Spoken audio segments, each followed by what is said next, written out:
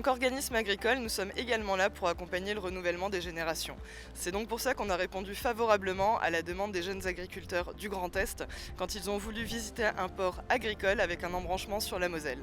C'est un vrai plaisir pour nous aujourd'hui de leur montrer à quel point ce site qui a été créé en 1975 par les générations précédentes peut avoir un intérêt pour eux aujourd'hui, JA. Le métier du grain est tout aussi passionnant que complexe. Ils voient aujourd'hui en fait la partie aval de leur récolte et donc c'est un plaisir pour nous de pouvoir leur faire toute cette visite et de conclure ces 2 journées de travaux lors de leur assemblée générale. Alors on est ici pour l'assemblée générale des jeunes agriculteurs du Grand Est. Donc les jeunes agriculteurs qui visitent aujourd'hui le port viennent des 10 départements du Grand Est. Donc ils n'ont pas tous l'infrastructure qu'en Moselle on possède, puisque la Moselle est le principal port exportateur de France de céréales. Et je voulais vraiment qu'ils viennent visiter le port de façon à apprendre quelque chose et à retenir quelque chose de leur assemblée générale à Metz. Aujourd'hui, c'est notre site principal en tant qu'exportateur sur la coopérative.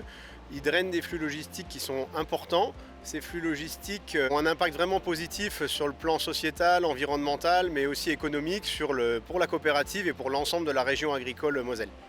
La coopérative aujourd'hui expédie 450 000 tonnes dans ce type de péniche que l'on peut avoir derrière, ce qui économise quand même de nombreux camions sur la route et du coup réduit vraiment notre empreinte carbone. Je retiens surtout la taille, puisqu'entre le silo auquel on livre notre grain à la campagne et la taille des infrastructures est vraiment le côté beaucoup plus grand qui marque quand on visite un silo portuaire. Je trouve ça très important, de un pour l'ouverture d'esprit et surtout pour savoir qu'est-ce qui est fait de notre céréale une fois livrée au silo. Par rapport à la conservation et à la traçabilité et à l'export après vers d'autres utilisations dans d'autres pays.